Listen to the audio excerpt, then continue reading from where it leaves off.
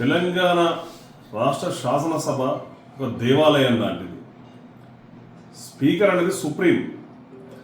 అటువంటి స్పీకరు రంగారెడ్డి జిల్లా, ఉమ్మడి రంగారెడ్డి జిల్లా ముద్దుబిడ్డ, ఒక దళిత నేత, ఎన్నోసార్లు అసెంబ్లీకి అడుగుపెట్టినటువంటి మహానాయకుడు గడ్డం ప్రసాద్ కుమార్ గారి మీద పైన బీఆర్ఎస్ పార్టీ చెందినటువంటి ఎమ్మెల్యే జగదీశ్వర్ రెడ్డి గారు చేసినటువంటి వ్యాఖ్యలు దురదృష్టకరం అని చెప్పేసి నేను తెలియజేస్తా ఉన్నా. జగదీశ్వర్ రెడ్డి వ్యాఖ్యలు చూస్తూ ఉంటే అతని దురహంకారానికి నిదర్శనంగా ఉన్నాయి. బీఆర్ఎస్ పార్టీ నేతలు వాడిన భాష తెలంగాణ రాష్ట్రంలో ఎవరు కూడా వాడరు. ఒక స్పీకర్ గారి పైన ఇష్టం వచ్చిన రీతిలో జగదీశ్వర్ రెడ్డి మాట్లాడడం చాలా బాధాకరం. అటువంటి వ్యాఖ్యలు చేసినటువంటి జగదీశ్వర్ రెడ్డి గారిని అసెంబ్లీ నుంచి బహిష్కరించి శాసనసభ సభ్యత్వాన్ని రద్దు చేయాలని చెప్పేసి నేను కోరుతా ఉన్నా.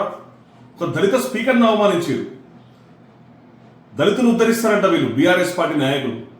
గతంలో మాజీ ముఖ్యమంత్రి కల్వకుంట్ల చంద్రశేఖరరావు 1,00,000 సార్లు చెప్పిండు, తెలంగాణలో బీఆర్ఎస్ పార్టీ అధికారంలోకి వస్తే దళితుని ముఖ్యమంత్రి చేస్తా, దళితులకు 3 ఎకరాల భూమి ఇస్తా, దళిత భూములలో ఇల్లు కట్టిస్తా, దళితులకు బోర్లు వేస్తా అని చెప్పిండు. కానీ దళితుల్ని అవమానపరిచినటువంటి చరిత్ర బీఆర్ఎస్ పార్టీ నాయకులది. నిన్న గవర్నర్ గారు ఉభయ సభల్లో మాట్లాడితే గవర్నర్ గారిని కూడా కేటీఆర్ గారు కించపరుస్తారు.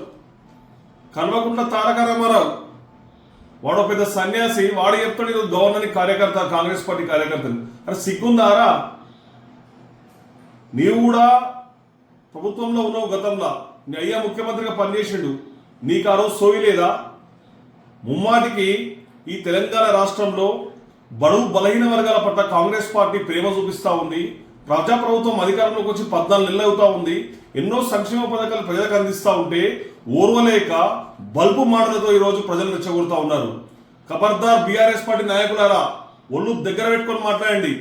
గవర్నర్ని కానీ స్పీకర్ని కానీ కించపరిచే విధంగా మాట్లాడితే కాంగ్రెస్ పార్టీ కార్యకర్తల అహంకారానికి, తెలంగాణ రాష్ట్ర అహంకారానికి మాడి మసైపోతారు బిడ్డ అని చెప్పేసి నేను తెలియజేస్తా ఉన్నా.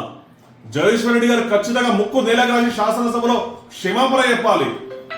లేని పక్షంలో స్పీకర్ గారు అతన్ని శాసనసభ నుండే బహిష్కరించి శాసనసభ సభ్యత్వాన్ని రద్దు చేయాలని చెప్పి చేరుతా ఉన్నా. ఈరోజు స్పీకర్ని గౌరవించాల్సిన బాధ్యత ప్రతి కుటుంబ సభ్యుల మీద ఉంది, ప్రతి సభ్యుల మీద ఉంది. అటువంటి నిండు శాసనసభలో స్పీకర్ ఏకవాక్యంతో మాట్లాడడం అనేది అతని దురహంకారానికి, అతని బల్బు మండల నిదర్శనం. ఈరోజు గతంలో సీతక్క మీద మాట్లాడారు, గతంలో తమిళిసై గౌతమ్ మీద మాట్లాడిండు. బీఆర్ఎస్ పార్టీ నాయకులు అంటే బీఆర్ఎస్ పార్టీ నాయకులకు ఈరోజు బడుగు బలహీన వర్గాల పట్ల ప్రేమ లేదు. ఈరోజు బడుగు బలహీన వర్గాల చులకనగా కనిపిస్తూ ఉన్నారు. ఈరోజు ఉమ్మడి రంగారెడ్డి జిల్లాని అభివృద్ధి పరుచుకున్న ముద్దుబిడ్డ గడ్డం ప్రసాద్ కుమార్ మీద ఈరోజు ఇచ్చిన వ్యాఖ్యలు ఈరోజు మంచి పద్ధతి లేదు, ప్రజలను కొడతా ఉన్నాయి. ఈరోజు ప్రజలు కూడా అసహించుకుంటారు. ఈరోజు బీఆర్ఎస్ పార్టీ నాయకుల తీరు చూసి ఈరోజు దయచేసి తెలంగాణ ప్రజలను ఆలోచన చేయండి. ఈరోజు గత 10 ఏళ్ళు పరిపాలించారు, ఈ రాష్ట్రాన్ని సర్వనాశనం చేసి ఈరోజు కుటుంబ పాలన, దోపిడీ పాలన, ల్యాండ్, సైండ్, మైను, వైను పూర్తిగా దోచుకున్నారు. ఈరోజు అలాంటి తెలంగాణ రాష్ట్రాన్ని గౌరవ ప్రజా ముఖ్యమంత్రి శ్రీ యనమల రేవంత్ రెడ్డి గారు అధికారంలోకి వచ్చిన తర్వాత ఈ రాష్ట్రాన్ని గాడిలో పెట్టడం చూస్తే ఓర్వ లేకుండా మాట్లాడుతారు. బిడ్డ, త్వరలో మీరు ఖచ్చితంగా మీరు చేసినటువంటి పాపాలకు ఖచ్చితంగా ప్రతిచర్య ఉంటుంది, జైలుకోవడం ఖాయం అని చెప్పేసి కూడా ఈ సందర్భంగా తెలియజేస్తా ఉన్నా. గౌరవ తెలంగాణ రాష్ట్ర శాసనసభ అధిపతి శ్రీ జి ప్రసాద్ కుమార్ మీద ఏదో వ్యాఖ్యలు చేసిండో ఖచ్చితంగా ఉపసంహరించుకోవాలి, క్షమాపణ చెప్పాలని చెప్పేసి జగదీశ్వర్ రెడ్డి గారిని హెచ్చరిస్తా ఉన్నా.